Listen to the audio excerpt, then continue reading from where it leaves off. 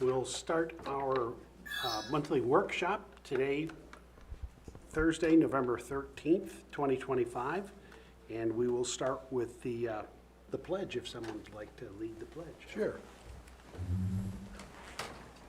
I pledge allegiance to the flag of the United States of America and to the republic for which it stands, one nation, under God, indivisible, with liberty and justice for all. And would someone like to lead us in the invocation? Dear Heavenly Father, we're just so thankful for today, Lord. We're thank you for another day above ground, and we're so thankful to be in this wonderful city and this beautiful day. And we're thankful for NSBU, Father. We ask you to protect all the employees, especially the ones out in the field. Give us wisdom to operate in a way that would be pleasing to you. We ask this all in your mighty name we pray. Amen. Amen. Thank you. And the next piece is our introduction, and I think I know, sir, can you tell us who you are? I'm Bob Williams with the Southeast Portion Chamber of Commerce. Oh, okay, great, thank you. Okay, well, let's on to continuing topic number 1A, opportunities and challenges relating to our future business. And Lillian, I think this may be yours. Can we interject a roll call? Oh, we forgot the roll call. That's Sorry, okay. yes, can No you problem. please do the roll call? Yes, sir. Commissioner Kelly, Here. Commissioner Smith, Here. Commissioner Conrad, Here. Commissioner Devine, Here. Chairman Hawes. Here. Ms. Simmons, Yes, ma'am. is there anybody on the call? No. So what we see is what we get, huh? Well, there's people probably off-site viewing. Okay. Oh, All right. Thank you for being here, staff, and Mr. Williams for attending and participating in this workshop.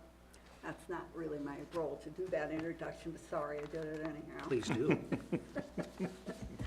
So I didn't know exactly what this topic was, so I used my own judgment and figured that if we were trying to understand what staff was going to be preparing and how we could help staff in the preparation of its next 10-year plan, we might need to know something about the history. So I went back and pulled some documents that you have in front of you from the fiscal year ended September 30th, 2020 audit, and which is really called, it used to be called anyhow, a CAFR. When Ephraim first referred to a CAFR, I didn't have a clue what that meant because I was used to the term audit. And what I found when I first started looking at CAFRs is that there is probably 30 to 40, maybe even more % of that is information that comes from staff and the CEO in telling us what has happened, which is then reviewed and I would assume approved before it's printed by the auditors who are in doing the audit for that year. And so I didn't realize the first year I looked at it, which I should have realized, that I really needed to know a heck of a lot about what was in that management discussion and what were in those footnotes for the audit. So those are the pages that I thought most relevant to where we're going forward, because that was the year that we issued the last and first real bond offering. So most of you are new on the commission, except I was there, probably not understanding a whole lot of it at that point in time because I hadn't been around very long. But at any rate, since then, I've learned to read and understand CAFRs, which are called what now? ACFR. ACFR? Yeah, annual consolidated or is it CAFR? Consolidated, there you go. Okay, so they even changed the acronyms on it. Anyhow, so what I thought might be interesting, because we're now looking at another bond offering, is this is going to have the initial information about the bond offering that occurred in that current fiscal year. The other thing it gives us is an idea of what the earnings were from 2018 to 2020, what the capital improvement program was in some broader detail. This report is approximately, I think, 100 and some odd pages, and you have 8 pages from it in front of you. So I know you can all find it out there if you're interested in looking at the whole one, but I would suggest that you probably are going to be eagerly awaiting the report that we should get out before December? When will they finish the audit? So they'll finish the audit probably December, but we can't issue final until the FRS information is received, which is in January. Yeah, but it'll be February, so. So we'll be looking at a draft and approving a final sometime in February. February, March, yeah. Well, that's true, especially with a bond offering that will probably occur very close to the end of that follow-up period that you would have in an audit. So you might take the time to take a look at what the prior year's was to see where we stand the year before you look at the first one, since we've started talking about a revised rate plan and a revised budget process as well as a bond offering. Were there any observations that you had in going through the 3 years? I haven't really taken the time to do that like I should have, but the next workshop, I certainly think I'll have had time, and we'll see what comes out of today and what we might want to glean from this to be used for the next board meeting and the first board meeting in January. Okay. You haven't had time to look at it either, so I'm sure I you'll haven't. have questions. Yeah. And if you go through Debbie, I'll be happy to, and I'm sure staff will be happy to discuss with you any questions that you have about the way the information was presented. It is important to understand at this point in time, though, and going forward, how we issued the original bonds and what we said we were going to do with that. Thank you. All right, does that cover the agenda item? Yes, and, we will, Commissioner Hawes and I had a discussion yesterday. At a subsequent commission meeting, we will have a further deep dive on the bond issuance process, the steps, covering a number of the items that in the handout he just provided, to cover those in detail with Toby, the financial advisor for NSBU. Was Toby the financial advisor for the last bond offering? Yes, and he's been with NSBU since well before 2000s. It's been a while. It's been a long time. I know I heard his name and heard his presentations over the years. Yes. And, but I wasn't aware of whether there was anybody else involved. No, there's others involved when you actually execute the bond issuance, but he's the financial advisor consistent throughout for us. Is he both the advisor and issuing the bond? Or No, does he facilitate the sale or anything like that? He works and he's the advisor, so he, in essence, an advisor to us in the process. He helps us with the underwriting, selection of underwriters, and he does this for City of New Smyrna Beach and others. So he has extensive experience in that industry, but we will have him give a full explanation of, his history and how he's in the process. Does he make a proposal for the bond issuer as part of that work? Yeah, he in essence is our proponent, or in essence a financial advisor for the utility, to make sure that we're acquiring the bonds in the most effective and efficient way possible, that the underwriters, based on the market conditions, that we're obtaining the funds in the most cost-effective manner. And is he a consultant, or what's his business model? Yeah, his Southeastern Investments. I'm not, but yes, that's his. So That is. we pay him a Yes. consulting fee? Okay. Yes. He does not work for the underwriters. He is in essence our advocate.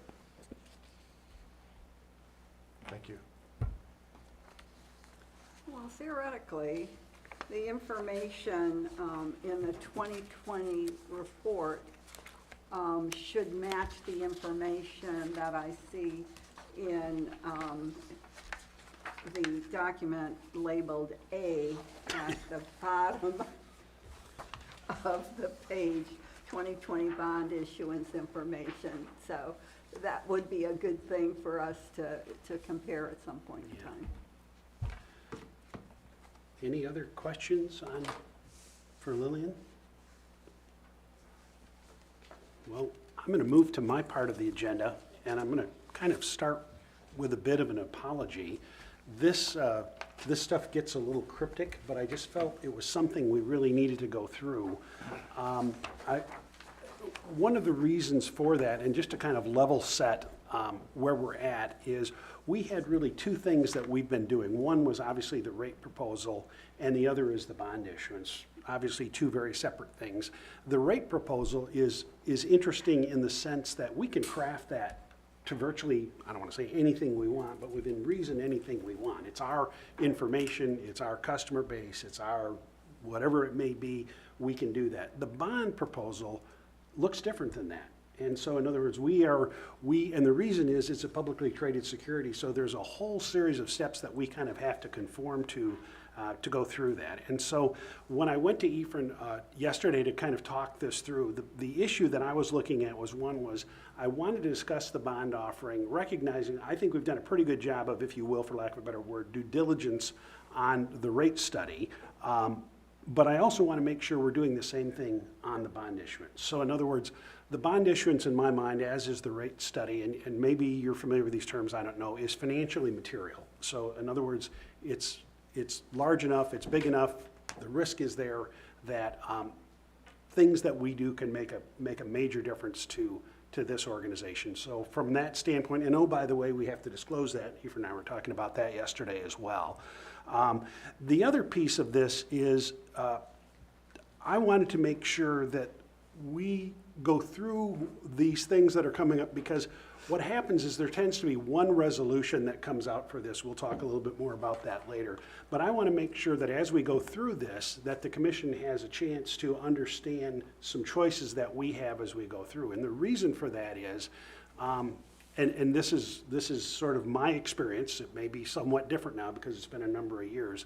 But the underwriter we contract with the underwriter to do a certain thing for us, and that is get us money.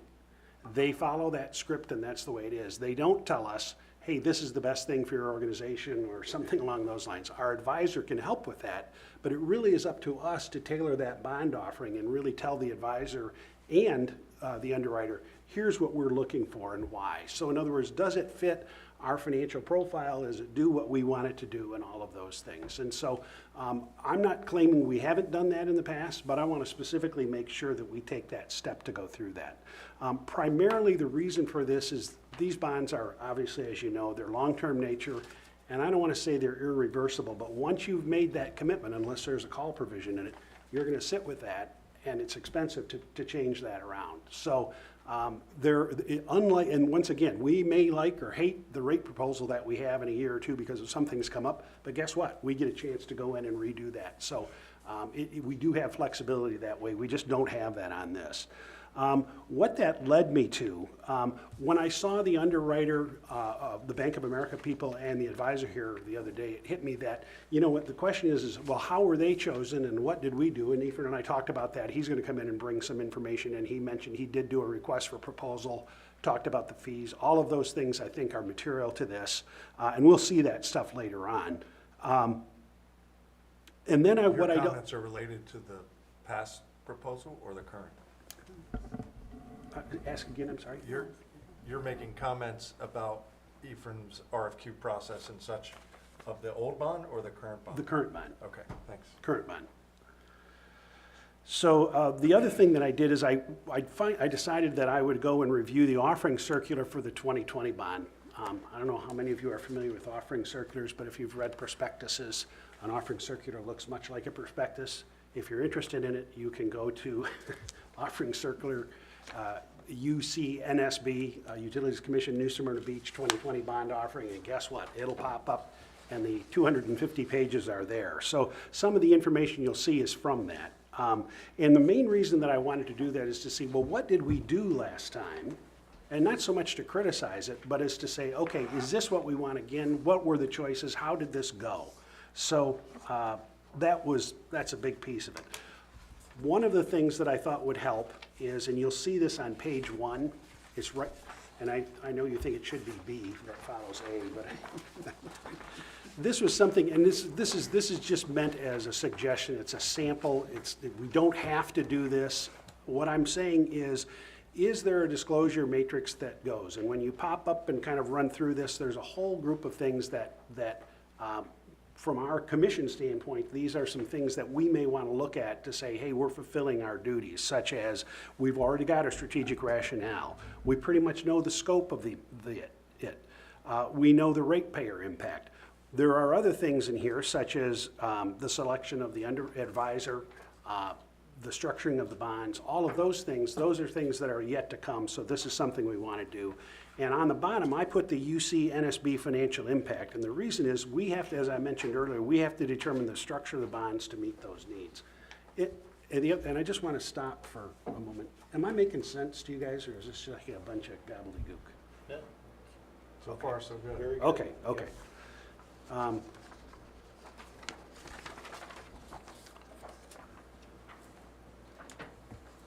So that was page 1.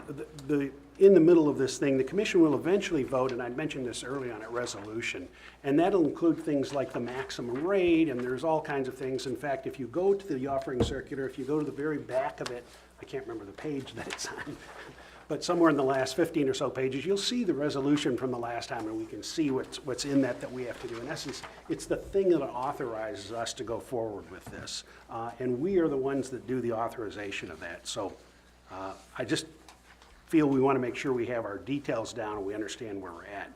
The last piece of this is, well, I guess I did say this. So I wanted to show you something, and I wanted to take a look at page 2. And this is where your eyes may glaze over a little bit.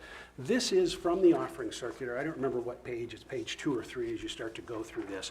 And what it does, and this is a requirement, this isn't haphazard, this is done the same way for everybody. These bonds are, they aren't individual contracts. Well, they're individual contracts, but they're the same, and that's what makes them transferable and liquid. It shows that we were going to take $70,510,000 worth of bonds, and it shows several things for us here. One is it shows us the maturity date of when the bond matures. The second piece is the amount. What is the dollar amount that we were issued in that maturity? The next piece is the interest rate, is the coupon. And I don't know if you're familiar with the coupon rate on a bond, but in essence, it's the stated rate that we owe the bondholder for the life of that bond. The next piece is the yield. So in other words, it's the current price of a bond that looks something like this in that maturity and where we're at, and that determines the price. So as you look, you'll see prices that are above 100, which means it's just you're selling them at a premium. So what we did is we issued bonds at a coupon rate above the market, and there was reasons for that. And where we went with this thing, and I'll show you more about that later on. I did sort of a weighted average of this bond, and this is not scientific, and we did about a 3.95% average weighted rate on that coupon. So we were, maybe a couple percent more than the market. Now, there's more to the story of this than this, and once again, I'm not saying this was a wrong thing to do. You can issue bonds at market, you can issue them at a premium, you can issue at a discount. It just depends on what you're trying to achieve. And so this is one of the things that I'd like to make sure that we understand as we start to move forward on this thing, because it does impact us as we go down the line. The next page I wanted to show you is page 3. So are you going to come back to the, Oh. You said you're going to give an explanation for the, I think you said 3.9 was the average Yep. versus a market of 2.6. Were you going to share the reasons why that was done? I'm going to talk a little bit about that later. I don't know if I fully understand the reasons, but I will show you a main reason why it was done, yes. And it actually is on page 3. So if you look to the left side of the page on page 3, you see sort of this thing they call a sources and uses of funds statement. The principal amount of the 2020 bonds was 70,510,000. We just talked about that a moment ago. We, in essence, received a premium because we pushed it out at higher market rates, and so therefore the bonds are priced at a premium. So in other words, we received 10,179,000 as a premium. So we received roughly $80,600,000. Now, why that, part of the reason why that was done is we don't pay back $80,600,000. We pay back $70,510,000. This premium gradually erodes over a period of time. And I know, like I say, this stuff gets kind of confusing, but that's the way that it works. And then if you look at the bottom, you'll see the cost of issuance for this was $803,000. So that is, in essence, the fees to write these bonds. And that pays, I'm assuming, the advisor, the underwriters, the legal fees, and I don't know who else, but there's probably some kind of bond, I can't think what they call them, but the people that keep track of all these things out over a period of time for us. So, Is that where the fees, we were just speaking of our consultant, are those fees paid out of that 800,000, or that's another expense? No, yes, that is exactly, they're all paid out of there. So bond counsel, disclosure counsel, the advisor, the underwriter, that all comes out of the proceeds. the largest share of the number, and I just know this from experience more so than this issue, and I couldn't sit here and tell you what it is commissions for the underwriter. In other words, we're paying people to sell these bonds on our behalf, and that's a piece of that $800,000. So what does all of this mean? And that's a good question. Like I say, we issued them at a premium. We have maturities at different times. We received this principal. Our fees were thus and such. And one of the questions that I'd forgotten to ask yesterday is, as what we do is we take this amortization of this $10,179,000. In essence, we're writing that down against the interest rate to lower the cost of this, I think, to the 2.76%.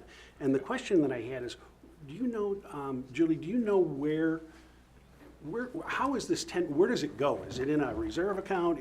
Do we literally take cash and offset the rate, or is it some other accounting entry? It's Or reflected in our balance sheet where we amortize the premium on the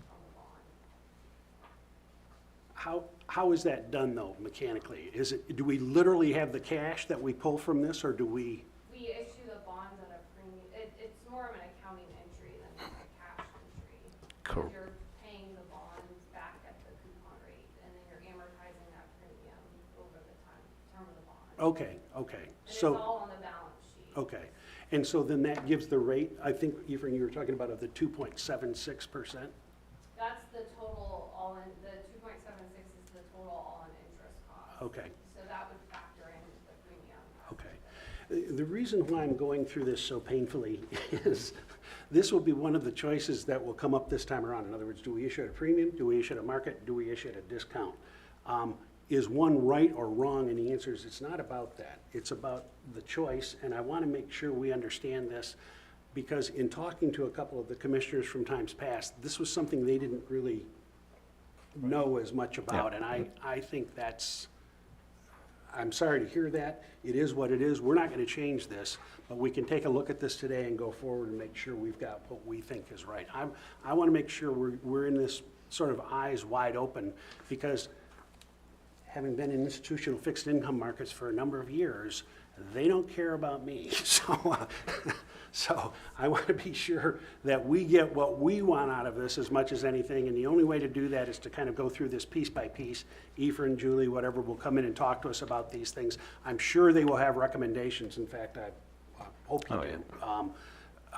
To tell us kind of where we're at, and maybe even, Jeff, and I know in times past you've said, well, give us a couple of alternatives, and I think that's the right thing to do too. And not to just look at the coupon out over a short period of time, but to look at this total cost of these bonds over a long period of time, because this impacts us greatly all the way along, so. Maybe, Julie, you could give, what are the characteristics of a business that purchases at a premium versus market versus other characteristics of the bond? What would drive you to one decision or the other?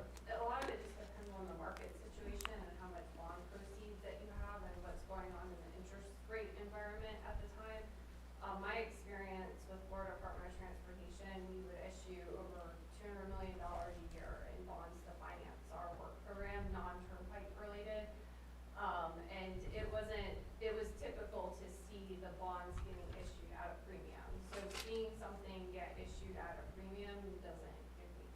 Yeah, but what is it about the business or the marketplace I that might, you, I that's might be driving able to it help. one or the other?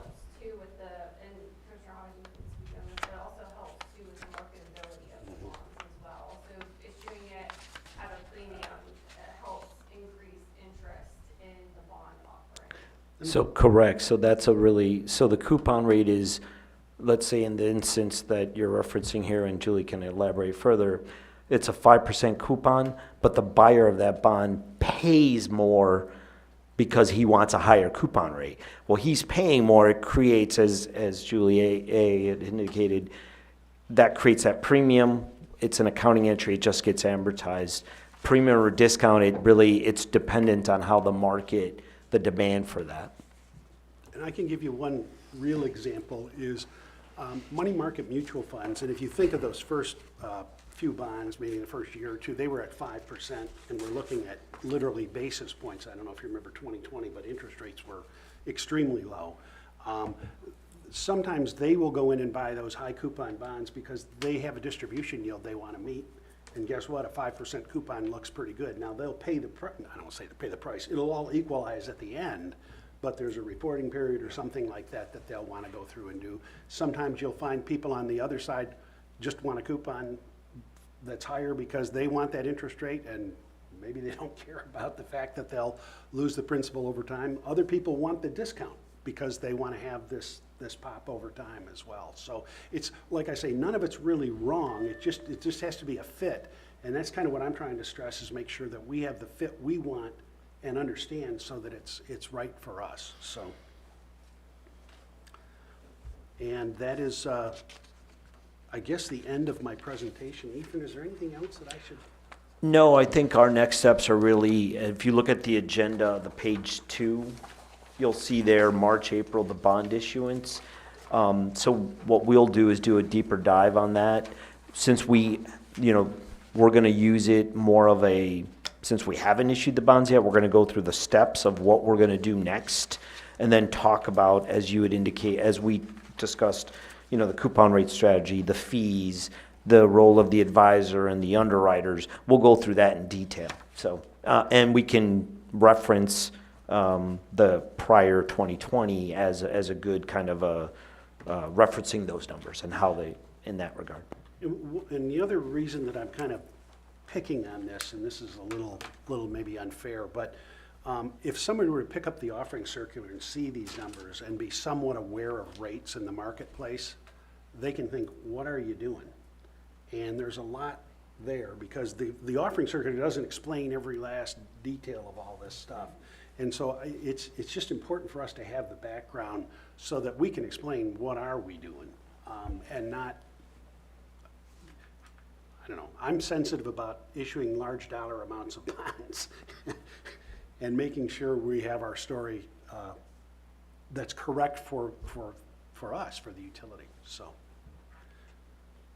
I don't know if anybody has any comments or questions, but that's kind of it for me.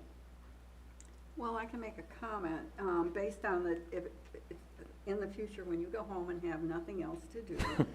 Okay, in the pages I handed out, one page is 28, and that refers to what happened. We got the money and what happened. It pretty much matches what Chairman Haas has talked about. But it also has a comment in there. The debt service requirements on these obligations are detailed in Table 12. I did not give you Table 12. So if you go back and look at it, you would be able to see what we saw as in the audit that we had for fiscal year end 9/30/2020. So this is why some of that historic information, plus the outside of the audit review that Haas has done, Mr. Haas has done, will kind of dovetail together and provide a better understanding of what we need to do going forward, I think. Yeah. And I didn't realize that was in that paperwork, and I think that's really good. Thank you. I'm pleased to hear that. Thanks for Let's doing put it that way. research. Yep, thank you. I guess just one question as this relatively longer process starts to issue the bond. It seems like the first step is hiring this consulting firm. What what has been kind of the RFQ process in making that selection? So, the Southeastern Investments, Toby Wagner has been the financial advisor. So that we did not, he's been approved prior to when I started here. So he's been our advisor throughout. The process that we do on the underwriters is that's where we then interview several underwriters. We did this last time. Last time it was Hilltop Securities was selected. This time, Toby and the team interviewed several of them, and we selected Bank of America as the lead underwriter, and then the co-lead is Hilltop Securities. And then what we'll do is, as part of that general discussion and the fees, we look at that. But to Commissioner Haas' standpoint, what you want to do is always get the marketability for these bonds to, in essence, get them placed, and then obtain those bonds at the lowest all-in total interest cost. That total interest cost, and Toby is not, I mean, he can talk to this in more detail, but based on the experience from last time, before anything gets final, we review those fees to ensure, based on Toby's experience as our advisor, hey, where can are these the best? Is this competitive? Toby has that experience in the marketplace, and that's what we will leverage. The 2.76 at that time was clearly, of course, the rate environment is much different this time around, but our goal is always to try to get that lowest cost, which those issuance costs are part of that. So that gets factored in. And I guess I was asking a different question. I understand that he'll bring in multiple options for us to select from, but sometimes, like if you're selecting insurance as an example, and you're using a broker is going to go out to their favorite partners and bring those in rather than the full market. So I guess I'm asking, when I look at his fee was embedded in that $850,000, I don't know if his fee is fixed costs or it's a percentage of whatever we select. I guess I'm asking about this initial step of who we select to bring in these offers. How do we make sure that we're maximizing what's brought in front of us? Yeah, so in reality, and the way, and maybe Julie or Commissioner Halls can talk about it, the ones that actually place the bonds, is the underwriters themselves. They're the ones that have the trading. I understand that. Oh, okay, so I'm asking about, we're gonna get eventually in this process, there'll be 5 different issuance that we could choose from. Well, we could select market, we could above market, company A, company B, company C. so it's the bond market itself. So the underwriters are the ones, we don't select who buys the bonds. The underwriter's job is to place those bonds at the lowest interest cost to us. So you select the underwriters, and the underwriters then place the bonds in the market. We do not, there is no, I don't know if Julie, you've dealt with this at the. Hi, Julie Adamson, Director of Finance. So one thing I want to clarify is your question about the financial advisor, or is your question about the Financial advisor. underwriting Yeah, process? it's the financial advisor, Okay. which, I asked a question initially about the financial advisor, how is he paid? And it turns out that his fees are embedded in the last bond issuance in that $850,000.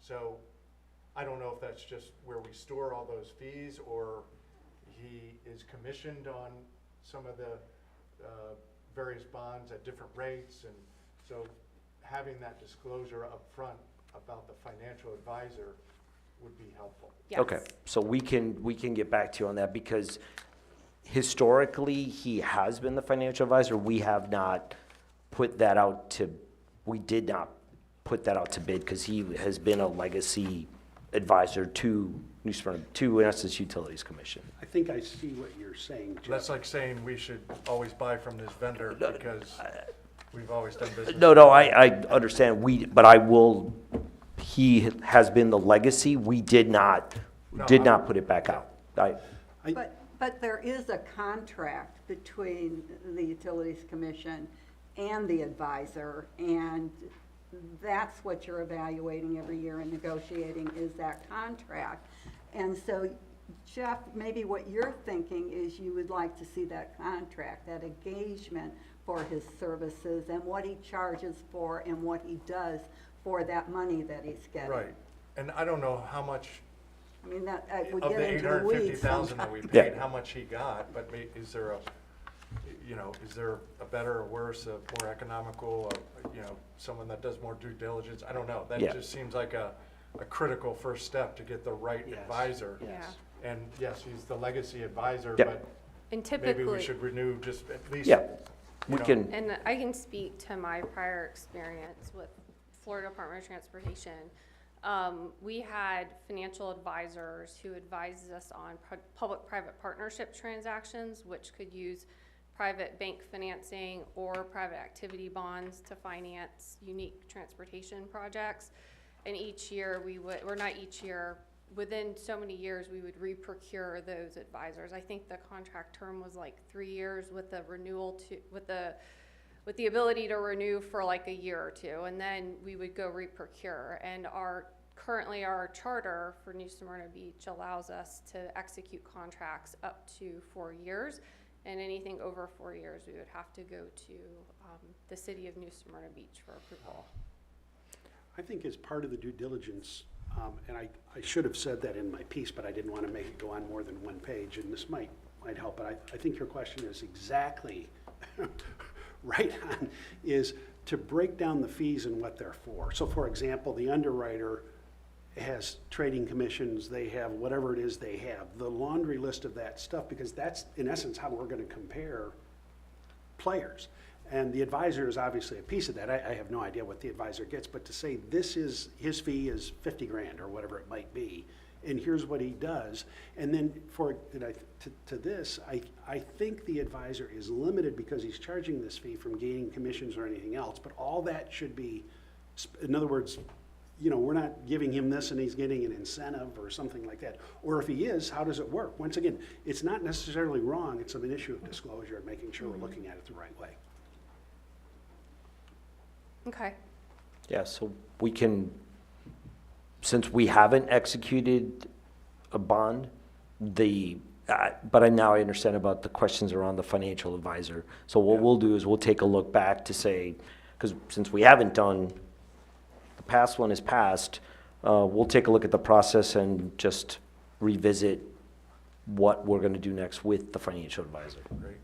And maybe as a complementary to that, could we take, or could you direct me to, in that 850,000 in fees, could we just break that down? Yeah. Right? Yeah. I don't know if we're talking about a nit or, Yeah. with the Yeah. financial advisor's fees, is Yeah. that, 10K, 100K, 500K? I've No, actually understood. no idea. Okay. And No, we that's paid over the completely life of the understandable. bond. It's perfectly legitimate to understand all Sure, of that. it's just, I have a question, Julie, and I never really finished answering Mr. Devine's question about the bonds, and that's where I was kind of going, and then I got sidetracked, I guess. But what really happens in this, meaning just from a standpoint, is we take in this 70 million plus, for example, the $10 million of premium. We, in essence, put this on the balance sheet, but the 10 million becomes cash for us to do things with. And so that's really where the benefit lies.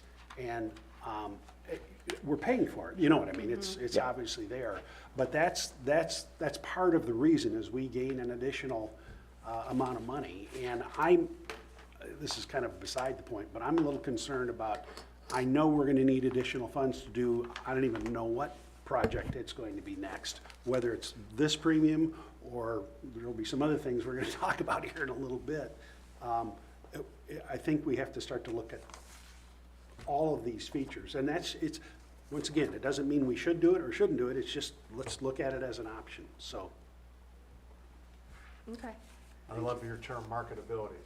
Yeah. That'll be key. It is, Yeah. I mean, it is the sense, because you can either, issue something at $1 or issue something and get and $105, and so that's issuing at a premium. Yep. You're issuing it a little bit at a higher interest total rate, but sense. you're getting a little bit more money from it. It's a balancing. It's like an art and a science made into one. And so. if I might, once again, I'm sorry about all this, but the municipal bond market is largely a retail market, meaning it's dominated by individuals, not corporations, not mutual funds buy, but they're buying for individuals, ETFs. And so most individuals want current coupon when the current coupon is paying something. When it's not, they're gonna look to something else. And so there's just a huge dynamic with that, so that's, Yeah, anyway. Okay, thank you. you're welcome.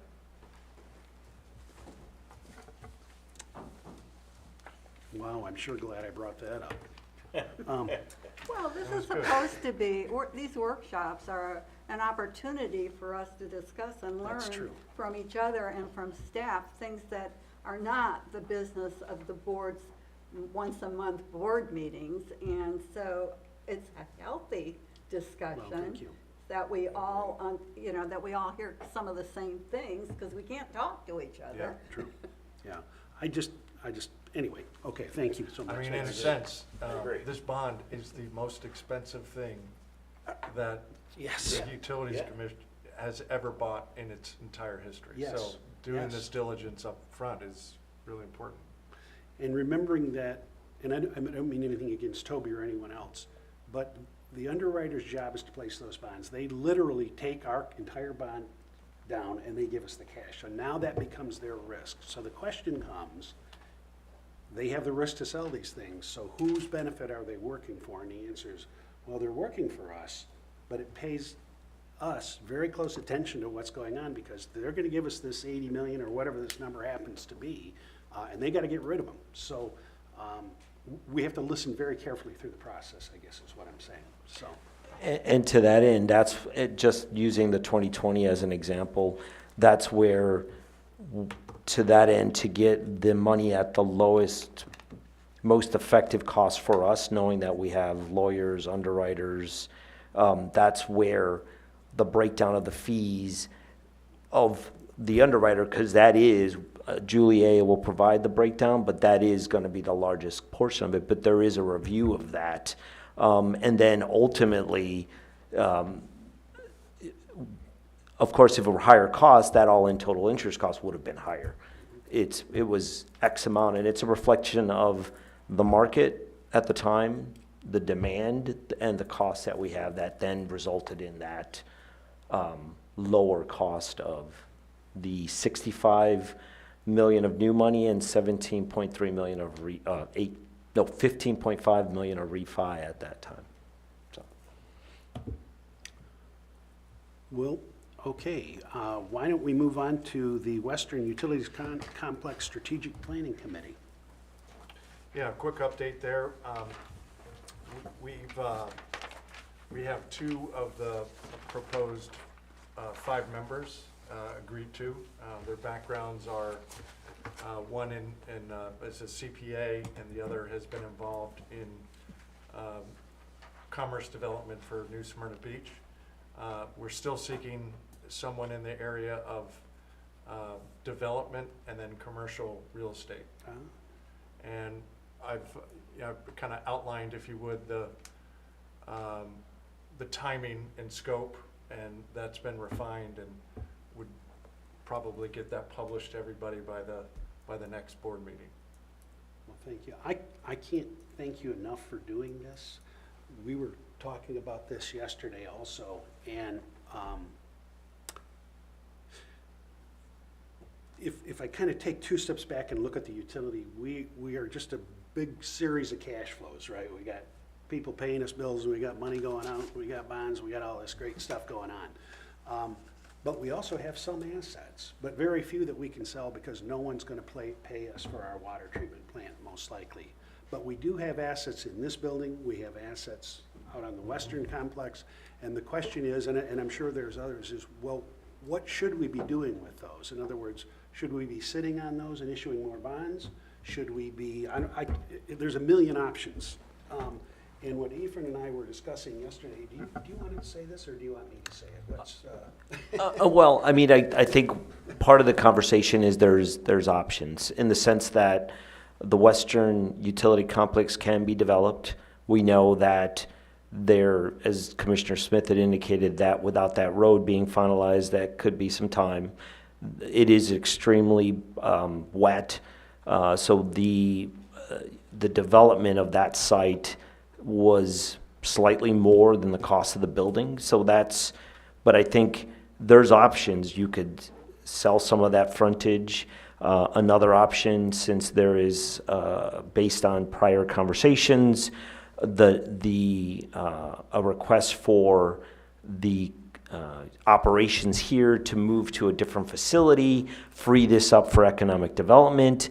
So there's a number of different options, and if you look at the option, just looking at moving out of the Canal Street headquarters, of course, it needs to be beneficial for the business.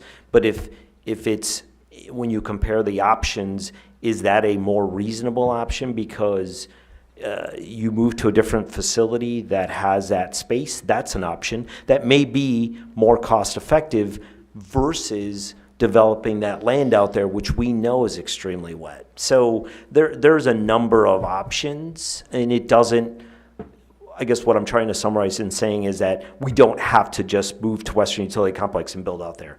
Right. There are options for us if the, of course, beneficial to the utility, but if a driver is to move to free up this property for other uses via a sale and such. And especially you put the time dimension against this whole plan. Correct. That could lead you to some of the options you just described. So, I just, and I know you know this because we talked about it right after you started first getting interested in this, is I think you're exactly the right person to do this. I think the approach that you're using is exactly right. And it's not gonna cost us much of anything, and we're gonna hear things I don't think we've heard before, so. and given this is a workshop, I too have one question. As you just kind of summarized, the main mission is, making use of this asset as it relates to the utility. Is there a broader scope or mission to the utility that is trying to do the right thing to the people we serve, meaning our customers? Is that really a larger macro driver for us, especially when it relates to this topic? I don't know if that's ever been discussed, but it certainly could shape different business models when you talk about, tax implications for the city in one path versus another. In researching the past proposals, it took more of what I would call a micro view of just the Utilities Commission.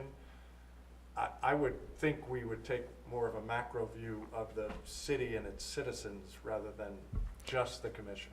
Is that the right way to think about it? In your view? So I think that's the innate or the limiting factor in this, and maybe Heather Ramos can talk to this a little further, but as it relates to the structure of us, where the city has more latitude to develop and promote and Heather, I don't know if you can talk to this a little more, but the enabling statute as it relates to the utilities, it's very specific as to, like, we're not taxing, the Utilities Commission is not a taxing entity, we're not an enforcement entity, we're strictly related to electric, water, wastewater reclaimed.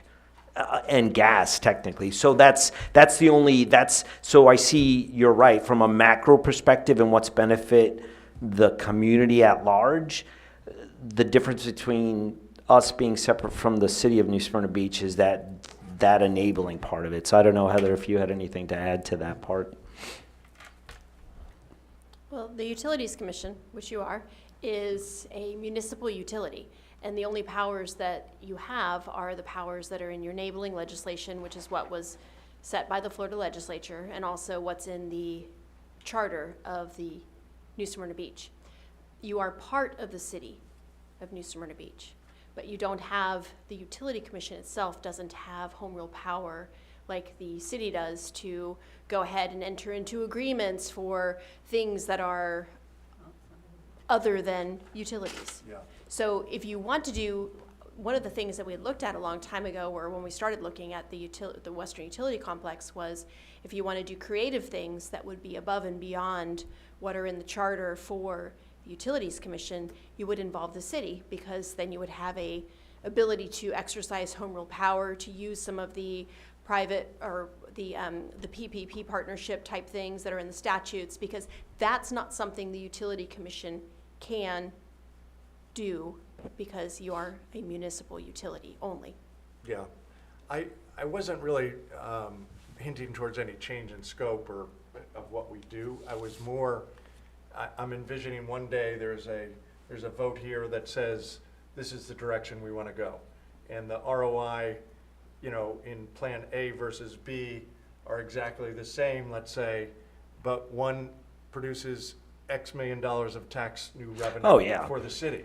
So in my view, I think we would be taking that more macro view Yeah. between Plan A and B. And so I would that's agree all with that. No, I would Yes. agree with that, because I agree if you have two proposals and one provides a benefit to the community at large, but it's still good for us and it's definitely a good idea, yes, I definitely agree with that. So, Absolutely. Thank you. To your macro view too, we talked about a while back, like the city of Port Orange, when they built the pavilion. It had to go to the city of Port Orange.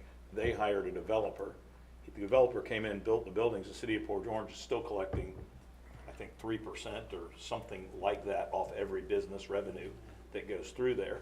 So you could have a developer develop a Yeah. complex, right? They've got people in the legislature that can get the roads put in, do all that, build a facility. We have a 30-year lease or rent on it or something that we go in and do in there. And, you know, at the time, Buddy was on the council, we talked about too, you know, getting the county buildings off the property. I mean, they don't fit the image of Canal Street, right? This building could probably be done something with to Yeah. fit the image of what we picture for Canal Street in, you know, 3 or 5 years. So that would be a city collaboration. But I like the macro idea. I think that complex, it also too, we're going to deal with, hey, you're building on the floodplain out there, and you know the commission deals with that regularly. You know, unfortunately, it's not their fault. It's Yeah. Tallahassee, but they deal with it regularly. And you know, particularly I live out there in Venetian Bay, and my gosh, you think, you know, I mean, they're up in arms every 20 minutes about something that the city's doing. So that was something that I thought would work if we could, but it would take a city hall and utilities commission collaboration to do that. yeah, Make that's, sense? yeah, it does, totally, yep. We're gonna have to do that anyhow. Yeah, They can't do it, we can't do it, we have to do it Yeah. together. Yeah. Absolutely. And if you go back and look historically at specifically 2020, you're gonna see that there are discussions about the Western Utility Complex and the use of the money that they had from the prior bond offering and what was used to pay off capital improvements that had been done during the previous 2014 to 2020, and that lending arrangement. And that's also something I would suggest your committee wants to take a look at as well. I'm sorry, could you go, I wasn't sure when you talked about capital associated with the Western Complex. Okay, so we have a substation out very close, and Right. I have a question about that, Ephraim. Is the substation and all of that part of the original taking that there was of the property? So we already have a permit and a use for some portion of I that got it. Western Utilities. I drove up that road, I think it was last week, it might have been 10 days ago, and I went back and looked at that substation. Sometime, if we all have time, it would be nice to have a tour of that Field trip. substation Road trip. for the commissioners. No, that's And perfectly- to understand how much it costs to put that in, because my recollection is it was over 50 million? I'd have to I mean, it go. was a ton of money to put all those big poles and wires and everything that gives us all the power that goes all over the city. And that's built on that property, and we did go through a process of zoning it and permitting it and building it to get that done. So now we're just kind of looking at, do we do something adjacent to that? And do we do it in phases, or do we just go somewhere else? Well, and remember, part of that property, we do need for future wells, reclaimed pond. Right.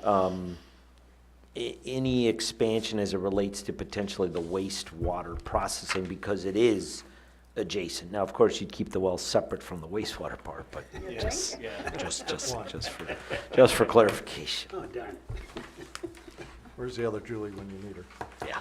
It's to me, this, and it's why I'm really super glad I don't have to help on it until later, I guess. But this is a very complicated set of issues all the way along. And yeah, I would just encourage you and your group to kind of push the boundaries and see what we come up with. Heather can always answer more technical questions, I guess. And but I think leadership needs to come from us to get this to be whatever.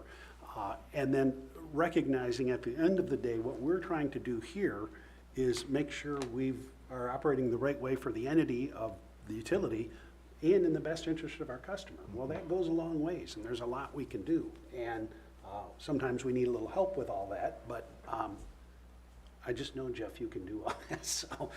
Well, I just want to emphasize what I put in the original scope. It's informational, no decision-making. It's only to update these last, the last update. If there are hybrid proposals, maybe bring those to light. Yeah, But yeah. all the decision-making is here. And the task is to bring information to this team. I wanted to bring up one other thing. Buddy Davenport contacted me the other day, and he had brought this up just prior to him leaving about being unanimous vote from here, and then I think it's 4 out of 5. And he said, well, can't we make this a 3 out of 5 vote? I'm not going to push that one way or the other, but I just wanted you to be aware that Buddy's talking about that, and I know we didn't really finish that, or I'm aware of, finish that conversation back a couple months ago. But right now, it's 5 out of 5 here. We all have to vote for whatever it is we do, or it doesn't make it. And then it has to go to the city and receive a 4 out of 5 vote, Yeah. so. One of the work streams that we've kind of outlined is what is the decision-making process, both here and with the city, for various proposals. Sale of land versus lease of land and things like that. So we want to get those outlined, and we'll probably need your help with that, Heather.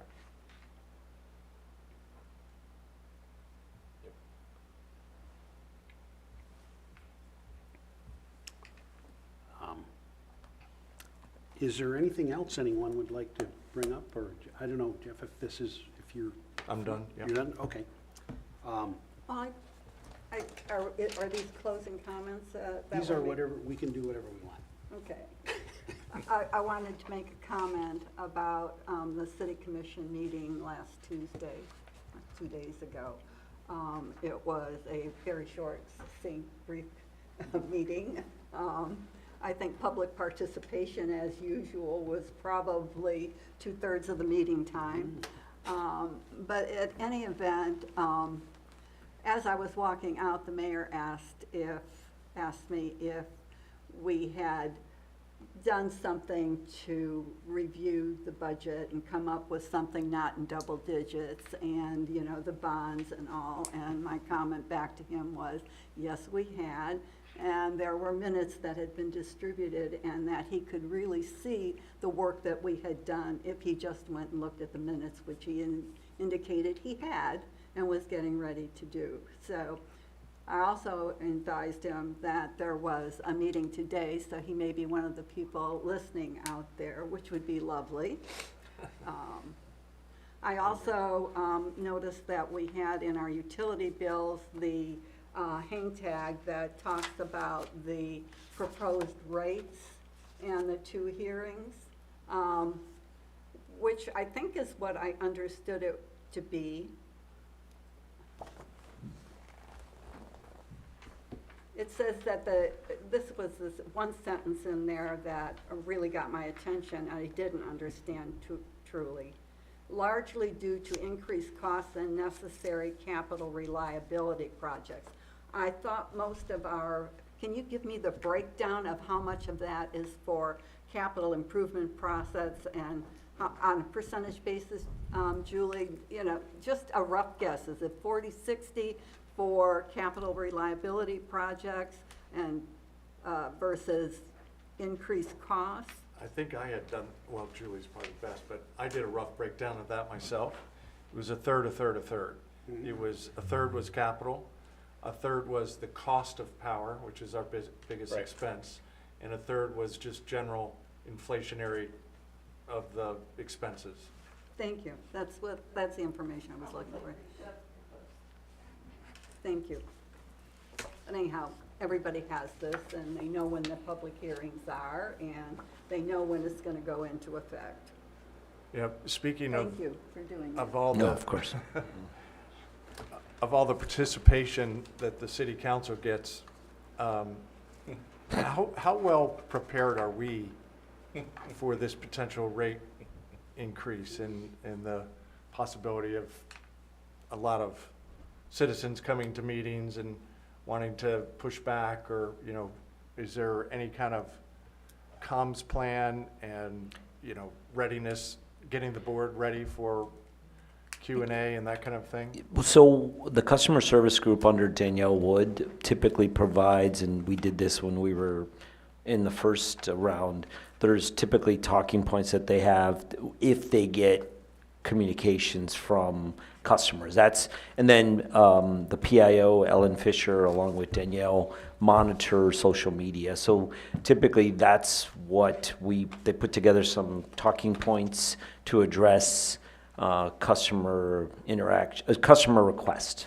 So that, and we can, we'll draft some of that up, but that we can also, I would think we could share with the I was commissioners. more thinking of, you know, I went to one of the commission meetings where it was standing room only on a particular topic that came up, and, you know, are we ready for a standing room only kind of participation, and how would we handle that? And I think maybe we, worth, you know, I would probably guess it's not till sometime in January where all the kind of rate increases are absorbed in the well, that's, community. yeah, and that would be, the first hearing would be December, the second, or the final hearing is in February? Oh, wait a Yeah. minute, sorry. What did I do with that? Yep. The first hearing is in December, the second is in January, and the rates would become effective February February. 1st. So in Yep. your electric bill, it has those, Yeah. right? At I the think very to top. I think to Jeff's point, though, maybe if there's, you know, we have talking points and everything, we all need to be on the same Right. Yes. page, Especially with us, the and- Yep. same verbiage, same, you know, because it is what it is. I mean, math is math. You can't change math. That's, Yes, so those talking points that we'll be developing for the customer service reps will provide the same to you guys, because same to the commissioners. to Jeff's point, I think that we're going to see some people. There's a lot of awareness out there, which is good, and public participation, which is good.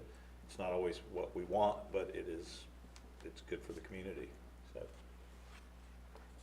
We follow, and Heather can talk to it too, but we follow the same process the city does with public participation. You usually try to get one spokesperson, and you have a 3-minute limit. You don't necessarily respond during public participation, and we support it similar. Yeah.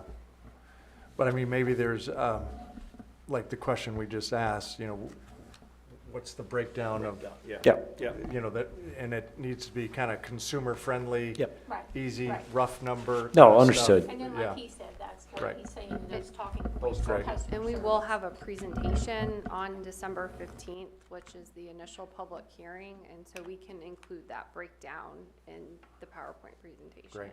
And then separately, we can get the talking points that we provide, that would be generated for customer service, which is what we did last time. Thank you. It's an interesting thing. We're doing this and it affects us all and our families and children and everybody that lives in our community, you know. So it's not them and us, it's us, you know, type situation. It's our community that we live in, so. It's a weighty matter, you know. It's a lot of money.